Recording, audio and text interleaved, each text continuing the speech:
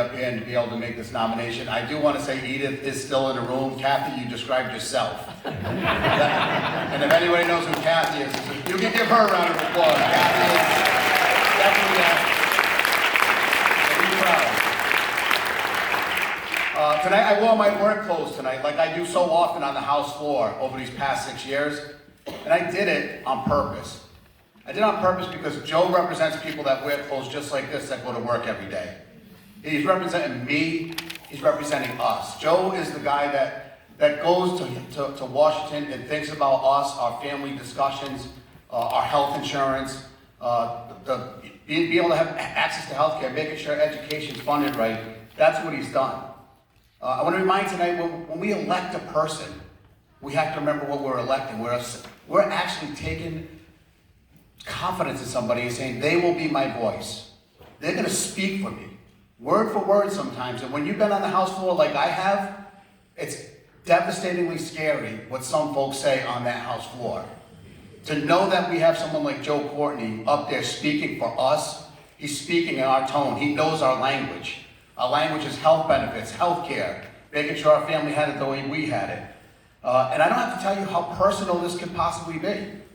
This is a year where it looks like Roe v. Wade is going to be susceptible to challenging. Something that I don't think anybody in this room would have thought just a few years ago. And we don't usually mention the opponent. We're supposed to be rah-rah, and I am rah-rah, Joe. I'm so excited that you chose to run again. I'm so excited that he's our rep. But I'm going to mention the other person because I'm uniquely qualified to mention him. I've worked with him for the last 5 years. I have about 100 top worst moments in my life, and they all have to do with this one person that happens to be Joe's opponent. He must be a liar. He says a lot of things on the floor that I am absolutely diametrically opposed to. I just picked 2 examples because they only gave me 5 minutes, and then there's somebody behind here with a hook. They told me to take the deal because I do talk a lot. So I remember May 2017, my colleagues will remember with me, Christine Conley on the floor, and us watching one of our colleagues, Jeff Curry, bring out a bill that was so meaningful to him. It was a simple bill. And if you have ever been in the House, it's incredible because I wasn't there before I got elected. But there's a huge board, as big as that open wall, and it looks like a scoreboard. And when you vote for something, it's either green or red. And more often than not, there's a lot of green up there, sometimes all green, showing that we still do get along, that we can pass bills that we need to. Well, on this particular night, on May 17th, 2017, there was a vote. And it was a simple vote, at least in most of our minds, at least in Joe Courtney's mind. I know if he was on the floor, what color he would have been. The vote was to ban conversion therapy in Connecticut. Most people didn't think it needed to be a law because it should have been one already. And basically, again, we don't have, as a legislator, I have access to people that come to me and give me the information, psychologists, school psychologists, lawyers. God, if everyone has an opinion on it and you hear every opinion. So it's not like his opponent didn't get to hear all the information. The information was clear. It's child abuse.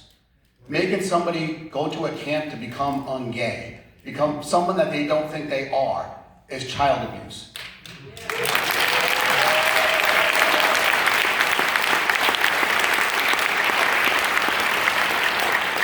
So I looked up at that board with my colleague, Christine Conley, and noticed that 8 folks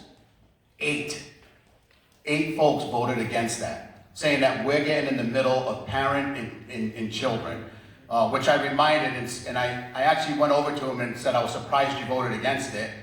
And he said, well, we're getting in the middle of parents and children. And I said, well, what if it was a gay couple? And they had adopted a young man named Jack, and he went to school and said, Mom, I have butterflies in my stomach. This young lady, Jill, is just so cool. I'd like to go on a date.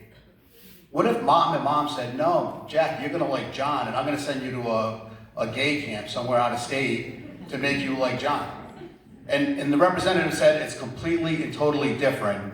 And I reminded him, it probably is if you're homophobic.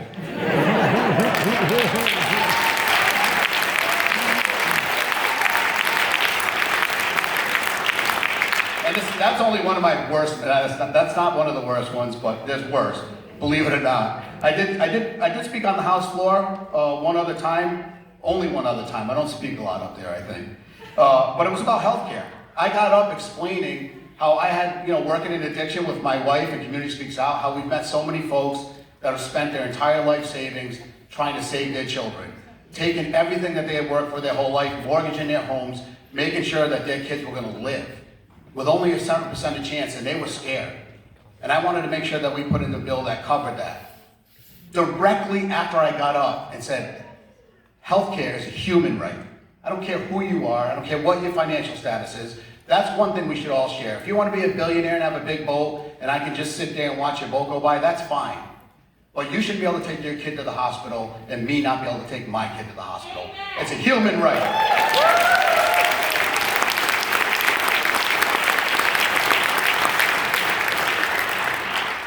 Joe's opponent managed to get up with 8 of his other friends and say, well, there's a cost to everything and not everything's free. I don't know how you can hear the stories that I hear or see the pain I see and feel that way. There's absolutely no way that person can be our voice in Washington. It can't happen.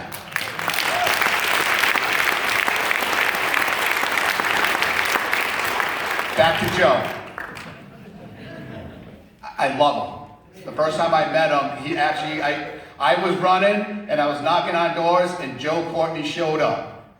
Showed up to knock doors with a guy that was running against an incumbent, and he wasn't sure I was going to win or not, but he wanted to meet me and help me.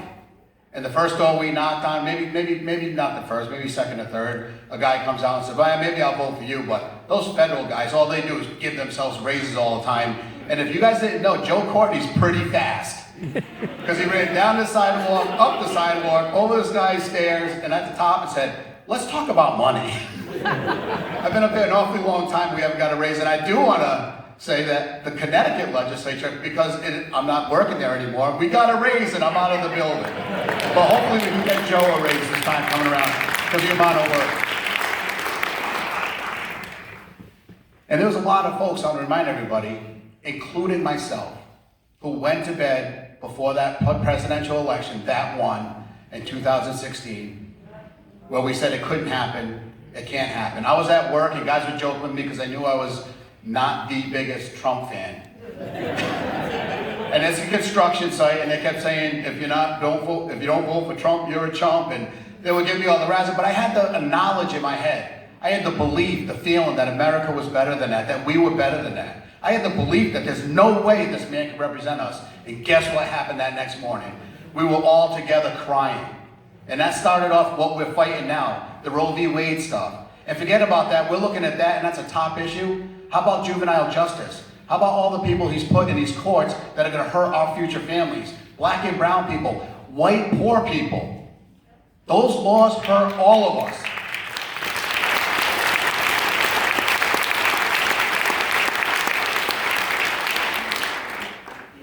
His name is Courtney. They call him Landslide Joe. There's never an election that he said he wasn't worried about or afraid of. He's done the work in Washington. We got to get out here and do the work for him and make sure we're gonna have you win by 90%, Joe.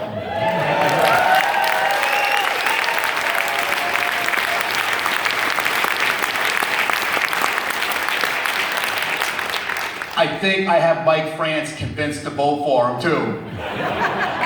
Ladies and gentlemen, I nominate Courtney for the 2nd Congressional District of the state of Connecticut.